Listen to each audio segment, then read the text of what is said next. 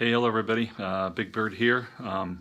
Sorry I don't have any really great backdrops to use right now because of the weather being so humid and hot outside. I'm not as fortunate as Darwin on the trail. I used to live in Albuquerque. Love the weather out there. So anyway, I love that western dryness, if you will. But anyway, Florida's got its benefits, especially coming up this time of year. This is guys, Q&A number 3. I think in a video that I did just recently on some freezer back cooking, I mentioned weekly Q&A. I don't think it's really going to be weekly, to be honest with you, because my life's just not set up like that where I can promise to have a video out on a certain day every week. So that's not where my life's at right now and what I can do, but I will do what I can do and when I do it. And like I said but previously, I'm doing this because it allows me to give back to the trail and do a little trail magic since I live so far away. At the end of this Q&A, we're going to start doing what we call Trail Talk, and that is a session I'll call it a leg. Okay, in the military parlance, we're out flying and we have certain legs that we fly and certain events that happen on those legs, and so I will take my hike thus far and break it up into my legs, which are usually culminated with a resupply to a resupply. So that'll be a leg. And we'll talk about those resupplies. We'll talk about the the hostels along the way, where I had stayed, maybe things that I'd heard, realizing that the southern part of the trail is now getting dated. That was 2016. And then the northern, I call it the midsection, I did here in 2017.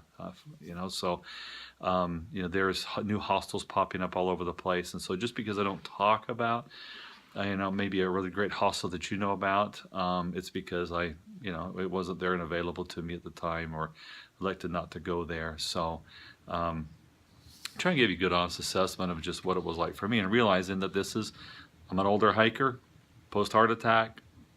Those legs are based upon what I could do, and like anything, and like most all of you who are looking to go out, you want to plan, you want to get details. And what I would say is don't worry about so much about you need to know where you're going to send your resupply boxes, okay, and how you're going to do that. And I got on White Blazes, and there's a bunch of articles on there. I read through Baltimore Jack's stuff that he published on there. Got his opinion of good places to go and good places to avoid. And some of what I experienced in the end, it might just have been some of his issues that he was having, or a bad experience he had perhaps somewhere. Like, for example, I'll just throw this out. Went to Uncle Johnny's twice. Went in there first with a friend Jesse. Went back out, hiked, and came back in a second time. Both times, kind of wish I'd chose someplace else. I'll just put it that way. It wasn't my great experience that I had there. It was okay. Other people that came after that had some really awful experiences, and we'll talk about some of the stuff that was going on there. But and that's in Irwin. So nothing against Uncle Johnny's. It was, he had great lodging, transportation to get resupply. Probably picked up my E. coli poisoning in Irwin, I think, but that's not Uncle Johnny's fault. That's just where I chose to go eat. So anyway, so let's get going on this here. Okay, Steve Lincoln, he asks, my question regarding the post-heart attack, did you have any special dietary or prescriptions needed to deal with on the trail? And like where to fill prescriptions and such. And there's another question later about this too. Yes, I had to take medications with me. 81 milligrams of aspirin. You can get that anywhere. Any place to go resupply. You could pick that up. So that wasn't an issue. And I took basically, and I had a beta blocker, which I have to be on for my post heart attack for the rest of my life. And then I was also on a Victoza, which was an injection in a pen that I would take every day. The Victoza can only be out of the refrigerator for 30 days, and you can't get super hot, can't freeze. So that was my biggest challenge, in that I would have to have that sent to me in my resupply boxes, and so it worked out really well all the way up through, especially up to at least through Fontana, where I had to get resupplies, and then once again at Woods Hole in Virginia, I had medication sent to me. So, I could carry 3 injector pens with me that would last for the 30 days, and when it was freezing at night, I would have to make sure that was in my sleeping bag with me, along with my Sawyer filter. The Bistolic pills that I took, those beta blocker pills, those would get 30 days worth would get mailed to me, and then usually I always kept maybe about 45, so I'd always have an extra 2 weeks just in case, because that was the one I didn't want to run out of anything. So just use the resupply boxes and would send them ahead, and then when it got really hot, by the time I hit Fort Pines Hostel, Virginia, I'd been checking my blood sugar with one of those little testers, and it was really doing real well. Consulted with my physician, and he said go off the Victoza, and that made it a lot easier when it was starting to get too hot to keep it within that range of storage, if you will. So, got clearance from my doctor and from my cardiologist before I went out. They were both very supportive of doing it. Cardiologist was really impressed with how my heart was doing when I got back. Mentioned that probably I had a lot of new heart muscle and everything else that had developed, and they put me on they did a stress test on me to see how I was doing, and it was doing great. So, just got to get clearance from your doctor before you go out and do stuff. Okay. All right. For Fred McClure asks, what did you do when the weather got too bad to cook? Did you bring any MRE type food for emergencies? First of all, on a long distance hike, you're not going to carry anything you're not going to use, and having something for an emergency is one of those things that eventually just it ends up out of your pack and sent home. So no extra stuff. Now, for the most part, if you're hammocking, you're going to have your tarp. You're not going to have any problem at all cooking under your tarp. Okay, if you stop where shelters are, not all shelters, but a lot of shelters have an overhang, and you can kind of drag the picnic table over, and people will do that when it's raining, and they'll kind of cook there on the picnic table. Once or twice, it was such that they didn't have that overhang, and people kind of cooked on the edge of the sleeping area. That's a little that one you have to kind of like feel out with other people around you, because typically you don't cook in a shelter because you will spill food, and that will attract rodents and make everybody's night miserable. So typically you don't do that. So if you're going to do that, ask around and ask people if they have any issues with it. We had some really bad weather on Rowan Mountain, and that shelter is a 4-sided shelter with a door. It's like a cabin, and it's got an upstairs sleeping area, and there were people up there, and a guy pulled out his stove, lit it, and started to cook up there, and everybody was freaking out because it was a enclosed area, very, very, very poor ventilation. He kind of got testy, if you will, and was like, hey, just make an exception this one time, but everybody's like, no. Hey, this is an enclosed space. We could suffocate, and you could burn this place down. And they pretty much drove him out, and he left in a huff and a puff. So you'd have to be careful, because typically you don't want to cook in shelters. 3 or 4 times in the 1,400 miles, I ended up cooking under the vestibule of my Big Agnes. Very nervous to do that. It is very dangerous to do that. Okay, that steel nylon, if it catches, the whole thing's going to go up in a flash. Okay, so not really recommended. I would never use an alcohol stove under a tent vestibule like that. With the butane stove, you could light it at a very low gas flow. Keep that gas flow low. I had taken my boots and my 1-liter water bottles, and I had actually pushed the vestibule out on a way to kind of lift it up a little bit. And even the whole time I was very, very nervous while I was doing that. Sorry, that was my cat just bumped the tripod here. So anyway, yeah, no, you just you do what you got to do, or you wait. A lot of times you can just wait for the rain to stop. Only a couple times did you have to worry about like where it's like a big system that's coming through and you can have 3 days of really bad weather. You just stop at the shelters. Okay. Okay, let's see. From Trail Green 4052, ask as 61 years old, I try to be a section hiker on the AT. My question is about the bathroom. Okay, this is not an uncommon question, so don't feel bad about asking this. Okay, during those thousands of miles of the AT, what happens if an emergency calls, specifically number 2, while on the trail? And we know we have to go over 100 feet, to dig a cat hole. So my question is, how can you be sure to find your way back safe? Because sometimes the brush can be pretty thick, and if it happens in the middle of the night, what is the safest way to go out in the dark alone? I want to know your opinion about stealth camping. Thanks. Let me tell you first about stealth camping. Now, stealth camping does not mean illegal camping. Stealth camping is is camping somewhere that's not. It may not be a published campground or a shelter area.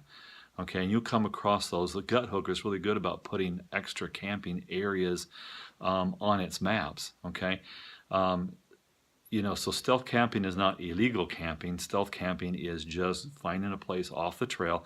Shenandoah National Park, they encourage you to stop at the shelter areas, but if you can't, then they give you rules. You go this far away from the trail, and you just leave no trace, but and try not to trample anything.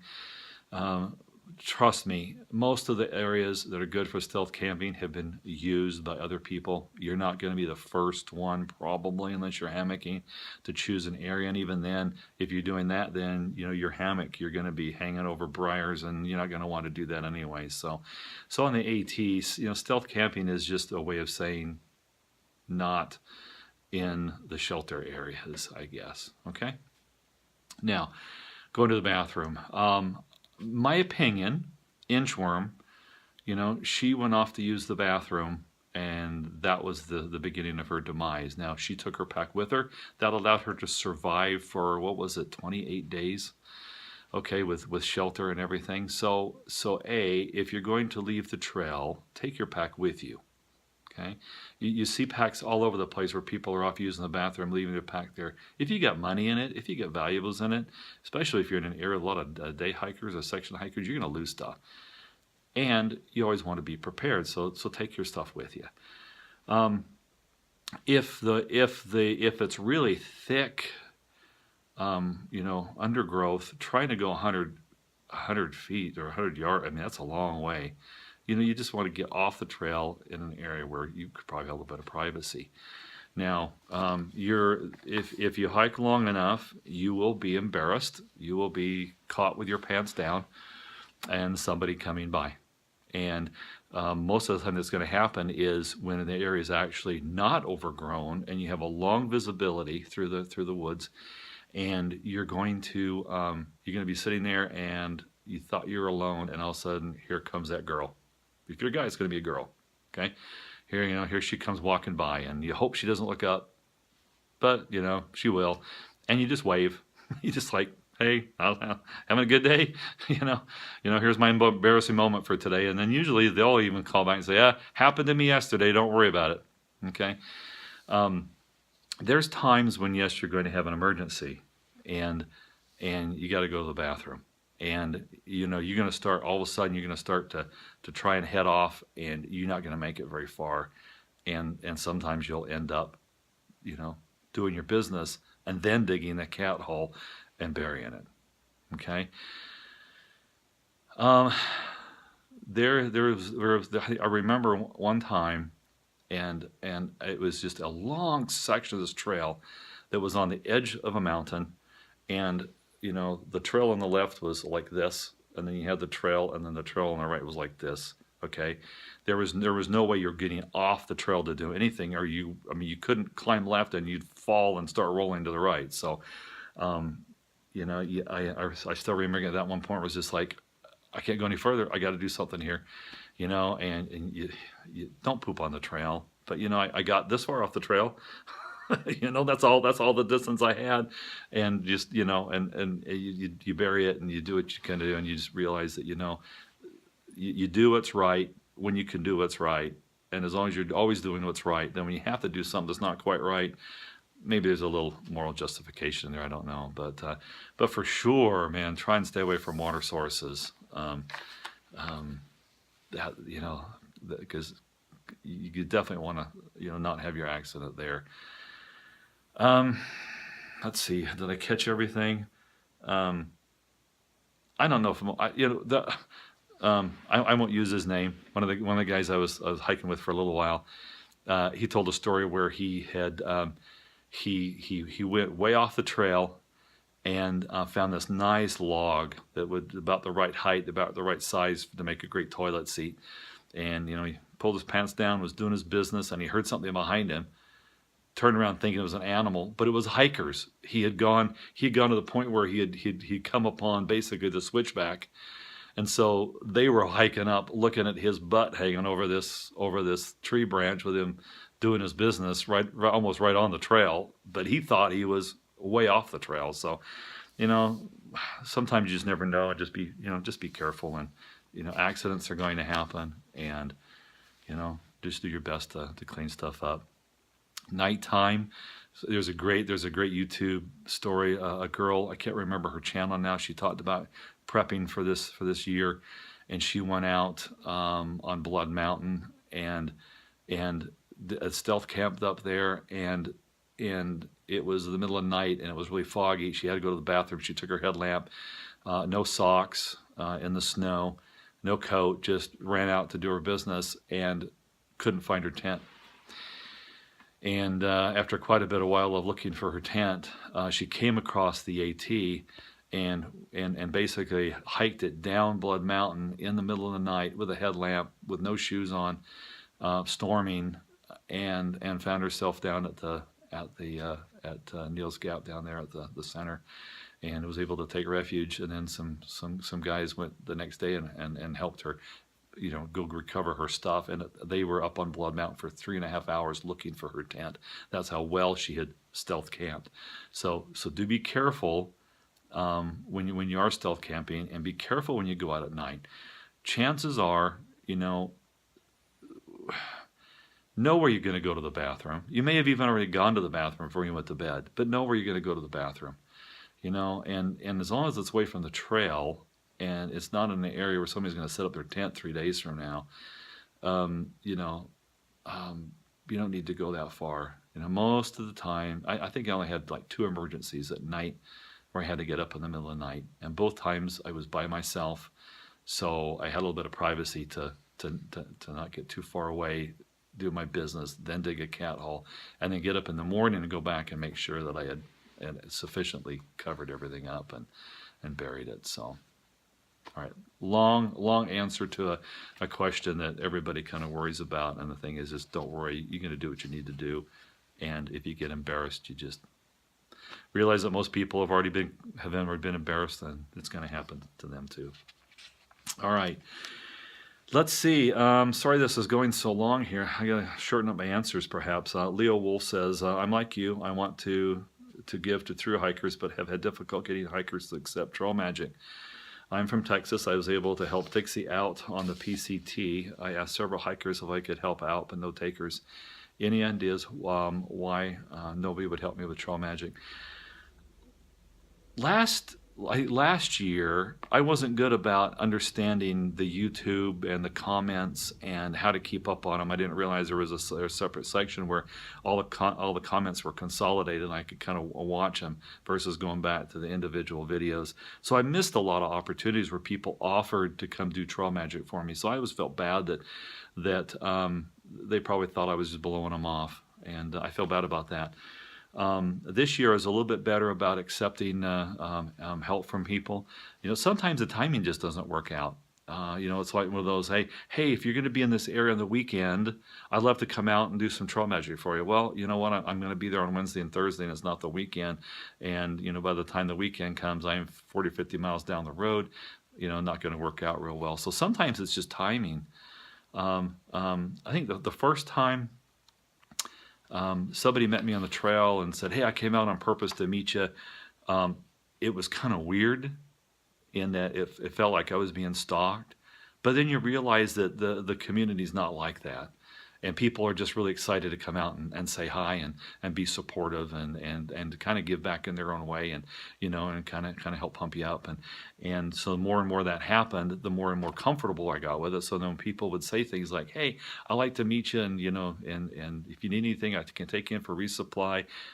I was much more comfortable with that, but it was something that I had to work into, if you will.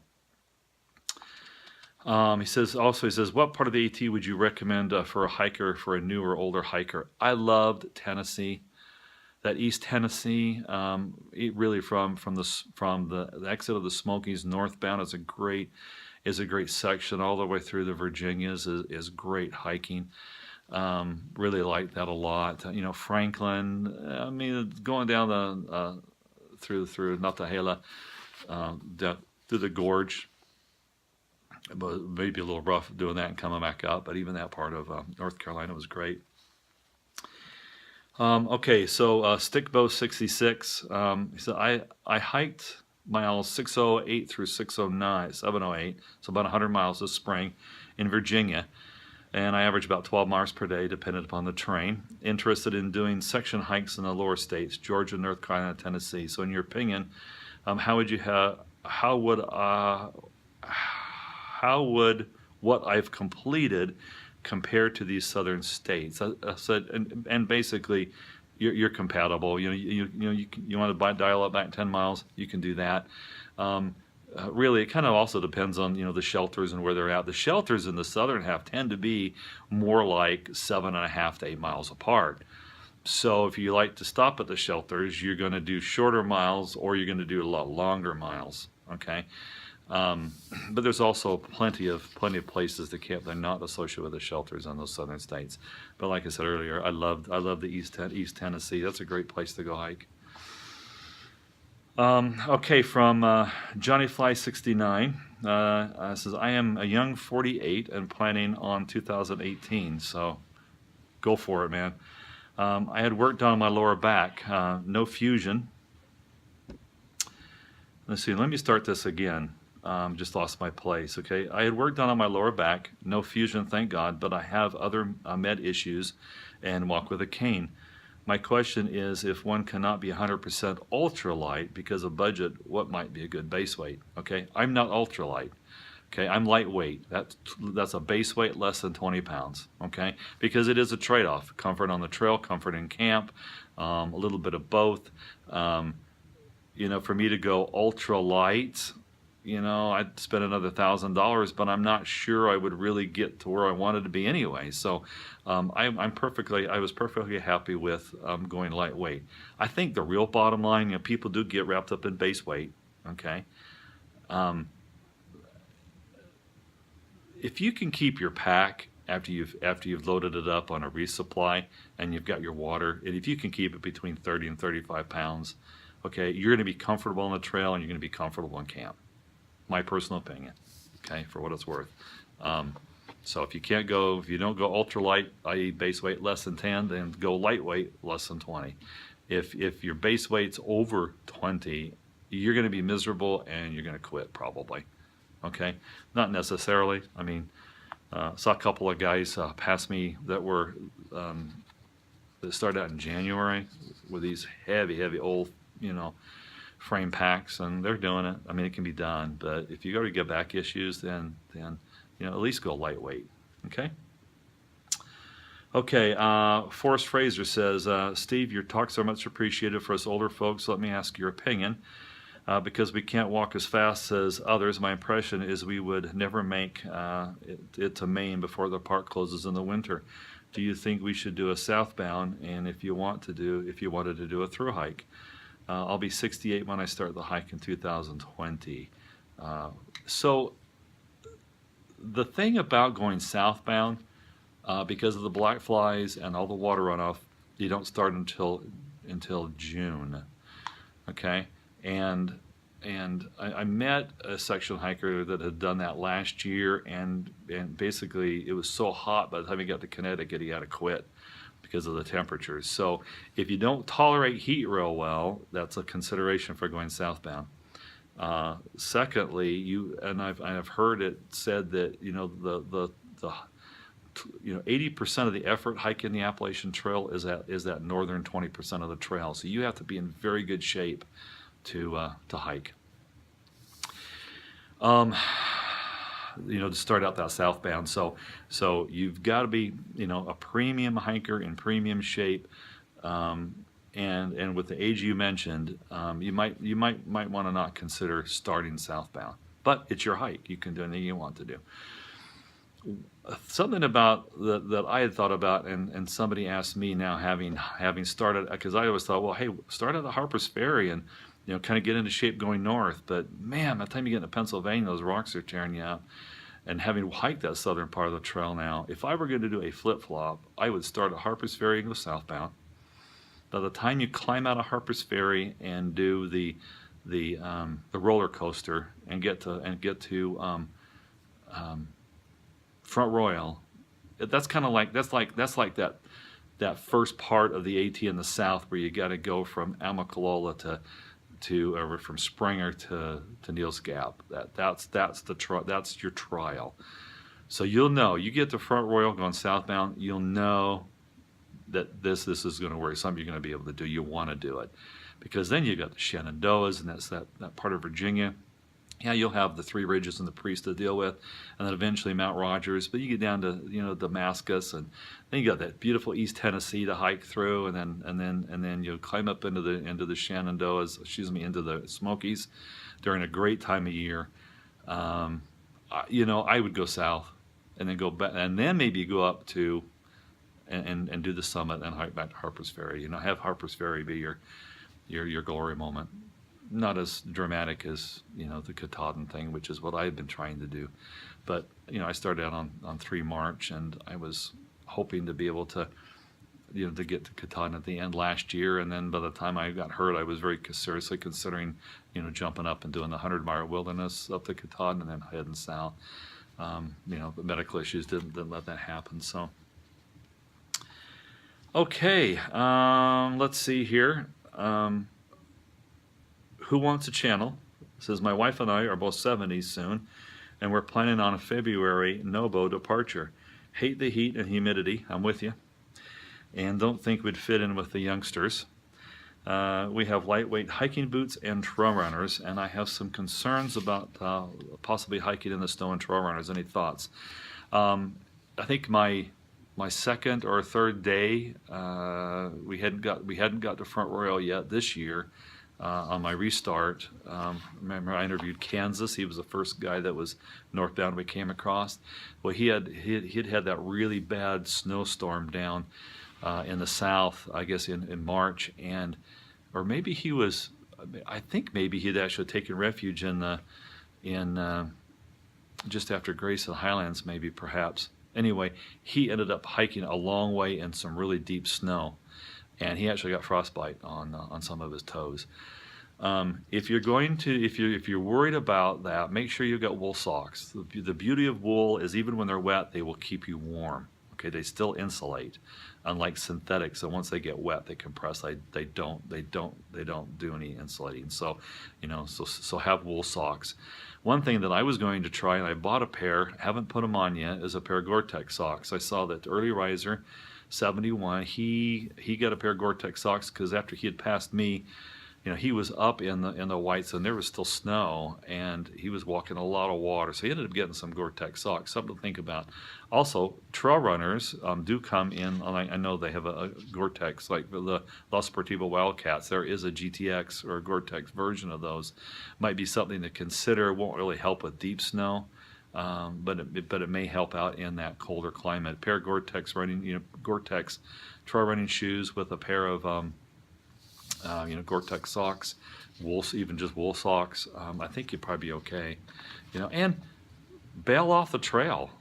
Keep track of the weather. They've got great aids now with the ATweather.org and your weather channel, your radar. Keep abreast of that. If you've got Verizon, you'll be able to keep track of what's going on really well, except on the only place, pretty much AT&T was dead everywhere except in the bigger towns. Okay, the only place AT&T beat me out was at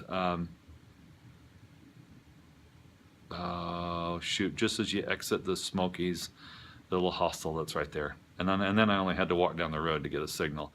AT&T was better there, but that was, all the way up through the Smokies is pretty much Verizon. So if you're worried about snow, get Verizon. You'll be able to check the weather. You know what's coming on, and there were some really bad cold days, and we bailed off the trail at Franklin for a couple of days when it was getting down to, I think the wind chill was going to be down below 0, and I didn't have the gear for that, so we bailed off. So consider that. Just don't hike. Get off the trail.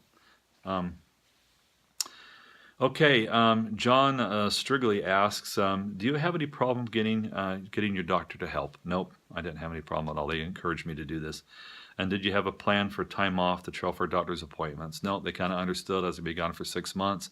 I'd already gotten to the point where I was on about a 6-month rotation anyway with them. Post heart attack, it's you start out every other week, then every other month, and every quarter, and then every 6 months. And I'd already gotten to that point where I was on a kind of a 6-month schedule anyway. So I did have to go to urgent care there in Waynesboro, and that didn't seem to be too much of a problem. And once again, how did you get your medications? And they just mail them. Okay. All right. Kathy Jenner asks, she'd love to have an assessment of my gear, what worked this time and what didn't. And I had a little quick thing I was going to answer with that, but Kathy, let's say that for another video. I'm already at about 30 minutes here. We'll say that for another time, because that gets a little more detailed. Mike Barr, how did you get your meds refilled while on the trail? And once again, I think I've answered that for y'all. Basically, you just got to have somebody at home to send them to you. Okay? I suppose if you were using a name brand pharmacy like a Walgreens or something, you can probably walk into a Walgreens and they can transfer the prescription to that store, but having somebody just pick them up for you. And if you've never done that, it's pretty easy. All the person's got to know is your birth date, and they can go in and pick up your meds for you. So, let's see. Crazy Kev 5. Do you ever get burned out or depressed looking at the miles you need to do that day, week, or miles to the next town? And if so, how did you deal with that? And what's after the AT? Real quick, what's after the AT? I'd love to do the Colorado Trail. That's kind of on my list of things I want to do next. I was never burned out or depressed about what's coming. I was always excited about that next, I want to get to Fontana. I want to get to the Smokies.